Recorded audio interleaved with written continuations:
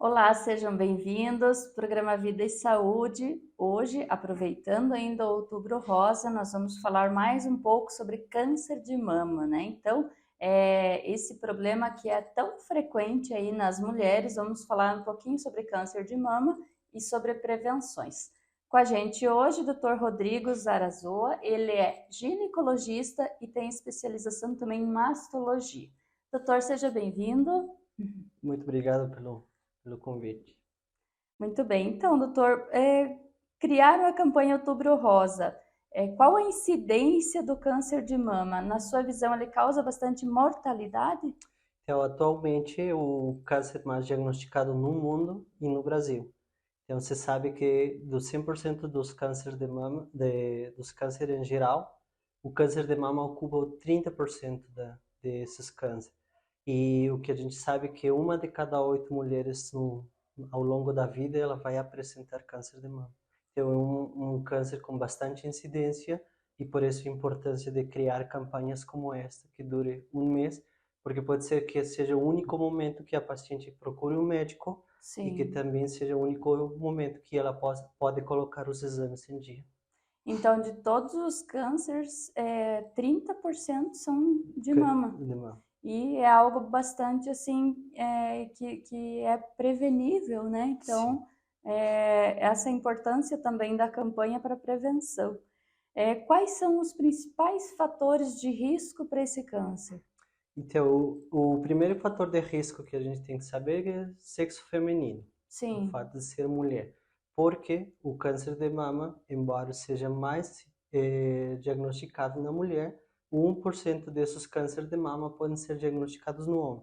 Então, o principal fator de risco seria sexo feminino, mas temos sim. outros como pacientes com uso de terapia hormonal por mais de 10 anos, eh, histórico familiar de primeiro grau na família que já teve câncer de mama, mutações genéticas já comprovadas na família ou na paciente, algum histórico da paciente já ter tratado câncer de mama, de endométrio, de ovário, ou muitas Uhum. vezes algumas lesões que podem acrescentar risco para câncer de mama no futuro, por exemplo, hiperplasias da mama, hiperplasias celulares, e também outros como o sedentarismo, menarca precoce ou a primeira menstruação precoce, menopausa tardia.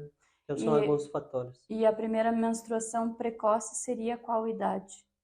Então, assim, atualmente, assim, podemos ter entre os 9 aos 10 anos de idade já se consideraria uma menopausa, uma menarca precoce. Precoce.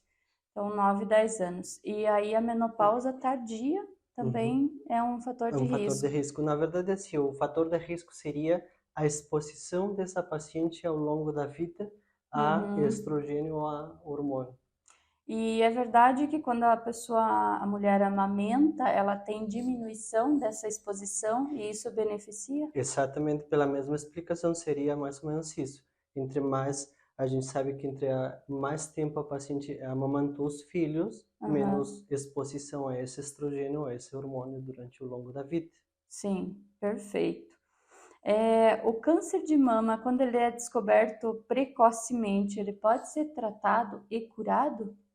Assim, a intenção dessas campanhas é fazer uso dos exames de rastreamento. Qual que não o exame de rastreio por excelência aqui na mastologia seria a mamografia.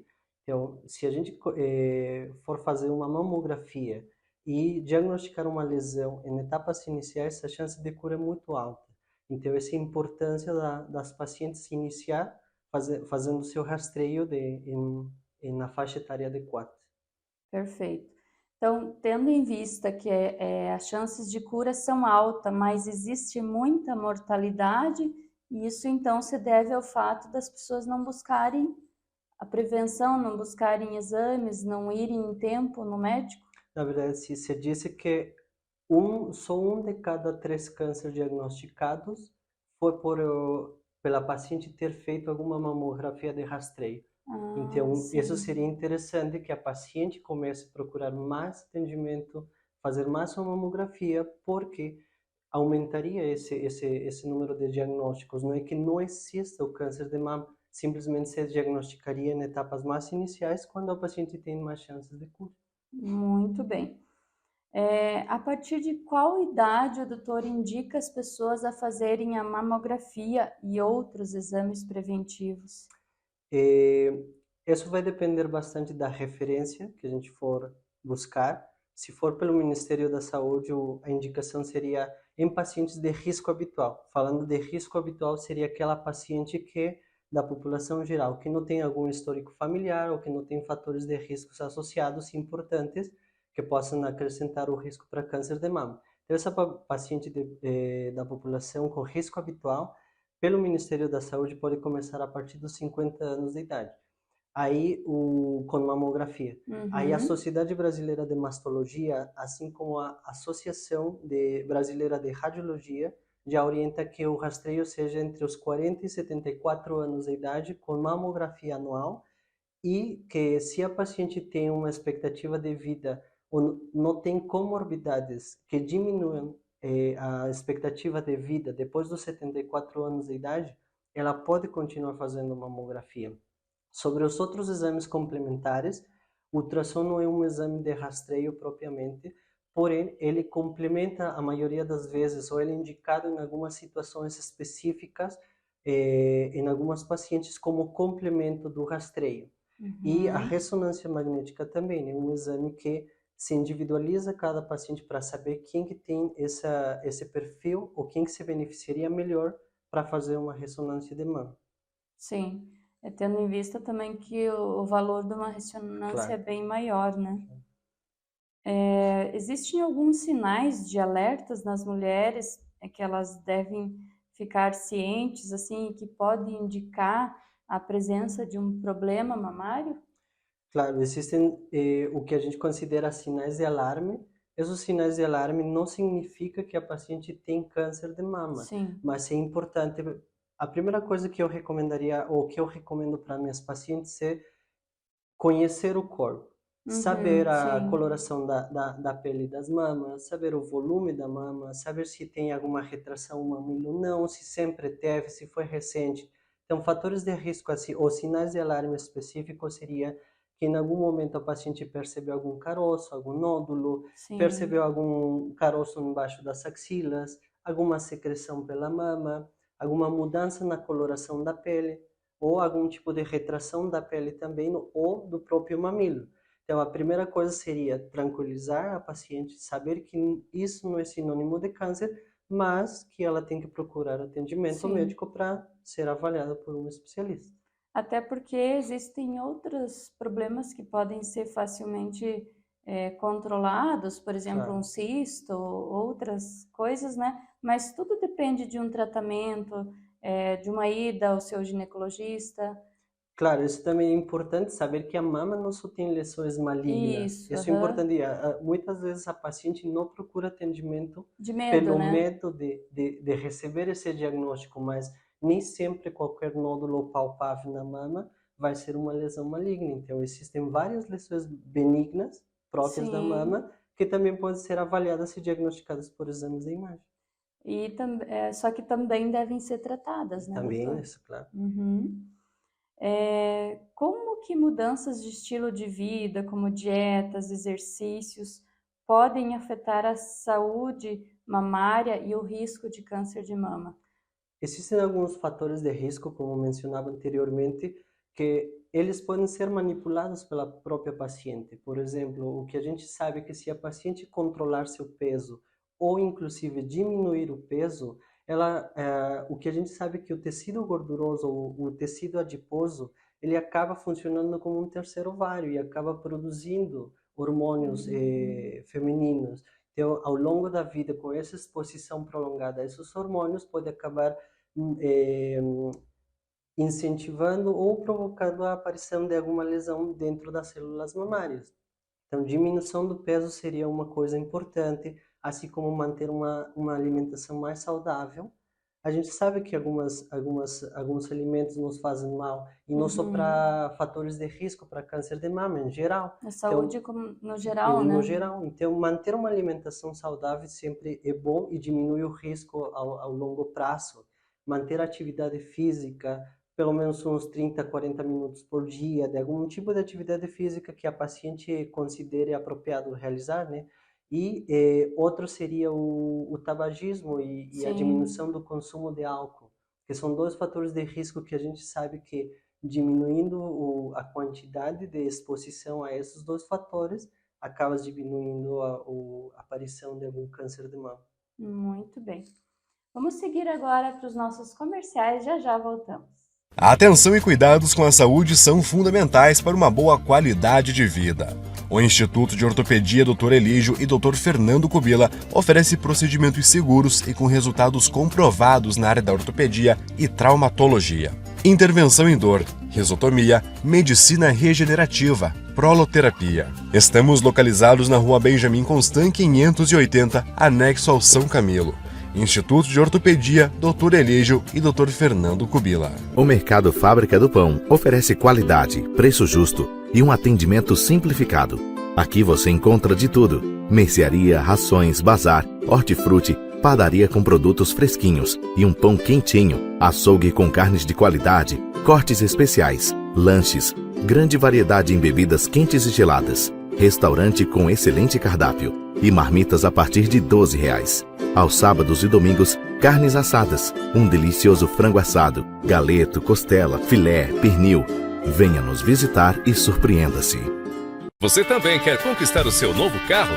Automotive Revendas é a melhor escolha para a realização do seu sonho. Garantia e qualidade oferecemos em todos os veículos da Automotive, pois todos nossos veículos são inspecionados, revisados e de extrema qualidade.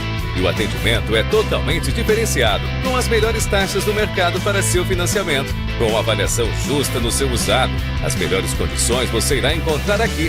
Venha nos fazer uma visita na Rua Expedicionário Edmundo Arrabar, 2053, bairro Santa Rosa, em Porto União, Santa Catarina. Estamos te aguardando. Automotive Revenda. O melhor carro você encontra aqui. Em União da Vitória, conheça a Clínica Renovare Odontologia. Uma clínica ampla, moderna, projetada pensando no conforto e bem-estar do paciente. Atua nas áreas de implantodontia, cirurgia, prótese, clareamento, ortodontia, endodontia e estética dental, como facetas e lentes de contato, realizados com profissionais especialistas. Possui o diferencial da câmera intraoral, em alta definição, que possibilita a realização de exame bucal minucioso e completo, aumentando a imagem do dente em até 60 vezes. Renovare Odontologia, localizada na Avenida Manuel Ribas, 711 Centro, em União da Vitória. Fone 42 99857 5537. Já pensou em conhecer um pé de erva mate? Você poderia viver essa experiência bem pertinho da sua casa.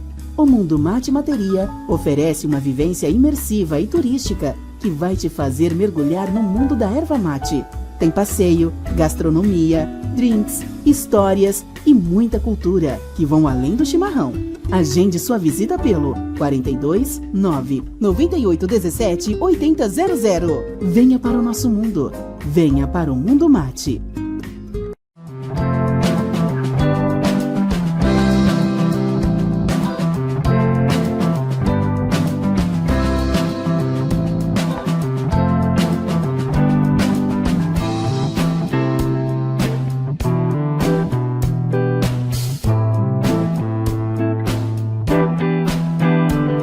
De volta com o programa Vida e Saúde. Hoje, então, nós estamos falando sobre o Outubro Rosa, sobre câncer de mama, como é importante prevenir, quais são as dicas para prevenção. Com a gente hoje, Dr. Rodrigo Zarazoa, ele é ginecologista e mastologista.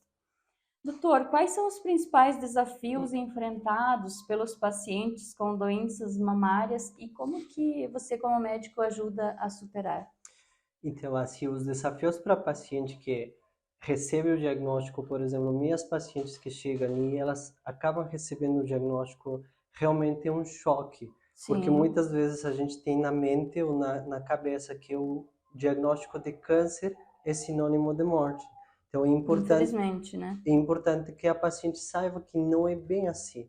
Que entre mais cedo a gente conseguir um atendimento com uma lesão mais inicial, mais chances de cura. Então, assim, o primeiro desafio que passa é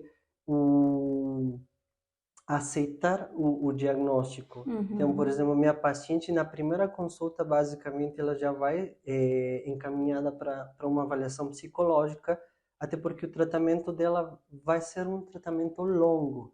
Então, a paciente tem que estar preparada, ter um bom núcleo familiar, um suporte emocional em casa, porque muitos desses exames acabam demorando um pouco, mesmo particular, pelo sistema público, e a paciente já tem essa ansiedade. Então, se eu não consigo que essa paciente tenha uma saúde, exatamente, uma tranquilidade, acaba provocando que ou acrescenta mais problemas para seu tratamento ou acaba interferindo no tratamento final. Esse é um dos principais suportes. E outro que a paciente tem que saber que o tratamento é multidisciplinar, que não é centrado no que o mastologista disse, e sim como uma equipe, onde está envolvido a fisioterapeuta, que a paciente vai realizar fisioterapias depois de uma cirurgia, a psicóloga no início e no suporte durante todo o tratamento, o grupo de enfermagem para realizar curativos, o oncologista clínico, que ele faz a parte de indicação de quimioterapias, radioterapias, e a radiologista, que é a parte que faz as biópsias ou os exames de rotina ou os exames de acompanhamento. Então, a primeira dica que eu posso dar para as pacientes é que é um acompanhamento multidisciplinar e que é um tratamento que, a maioria das vezes, quando faz todos esses tipos de investimento, é porque realmente tem chances de cura. Muito bem. E a gente percebe também, doutor, me corrija se eu estiver errada, mas pessoas que estão em acompanhamento emocional têm uma tendência maior também a lidar melhor com isso e a ativar mais chances de cura, né? Claro, sim, com certeza. Isso é muito importante.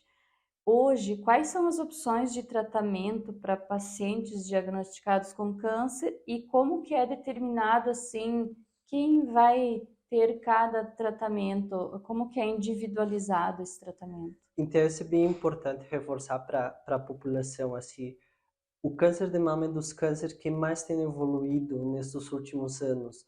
Tanto que, se for a gente revisar a literatura mais antiga, o câncer de mama era tratado por igual. Era retirar a mama, esvaziamento da axila e, a princípio, sabíamos que esse era o tratamento. Conforme foi evoluindo a humanidade, a gente percebeu que existem vários tipos de tratamento e depende muito do perfil tumoral dessa paciente. Porque, embora seja um câncer de mama, existem vários tipos que cada um deles tem um tratamento inicial. Então, muitas pacientes podem acabar iniciando por uma quimioterapia, para posteriormente ela passar para uma cirurgia, iniciar uma redução do tamanho do nódulo, posteriormente se planeja a sua cirurgia para tentar evitar a retirada total da mama e só fazer a retirada do nódulo. Já outros perfis de tumor já podem iniciar por uma cirurgia e não necessariamente ter que realizar um esvaziamento da axila ou uma retirada completa dos linfonodos ou ínguas da axila, e sim apenas uma amostragem menor que a futuro vai trazer menos sequelas. Então é importante reforçar aqui que o tratamento é bem individualizado, vai depender de vários fatores, tanto do perfil da paciente, das condições de acesso a alguns tratamentos, se ela vai conseguir ir fazer as radioterapias todos os dias a outra cidade, Sim. ou se ela vai fazer suas quimioterapias. Então, comigo, minhas pacientes, é bem individualizado o tratamento, conversado, a paciente tem autonomia também para decidir o que ela pode e o que ela não gostaria de fazer, porque sempre devemos escutar a vontade da paciente, porque tem pacientes que não gostam de fazer uma reconstrução, já tem pacientes que gostam de reconstrução, porém não são candidatas para fazer uma reconstrução. Então, esse tipo de coisas sempre é importante conversar com seu médico, porque o tratamento é bem individualizado. É legal de colocar isso para as pessoas, porque às vezes as pessoas acham, eu vou lá, cirurgia, quimio e tá, né? Mas não é assim. Então, assim, cada um vai ter que ser analisado, claro, vai ter que ser estudado o caso e levado em conta, né, a vontade de cada pessoa. Doutor, se alguém tiver interesse em tirar mais dúvidas ou uma consulta contigo, onde o senhor atende? Poderia deixar para as pessoas? Eu estou realizando atendimento ginecológico e mastologia no Hospital São Brás, então quem quiser entrar em contato com o pessoal do hospital, no setor de ginecologia e mastologia, pode agendar tranquilamente uma consulta comigo. Perfeito, a gente vai deixar aqui na descrição do vídeo também o endereço e telefone. Obrigada pela sua participação. Eu que agradeço pela oportunidade. Muito bem, pessoal, foi mais um programa Vida e Saúde para vocês.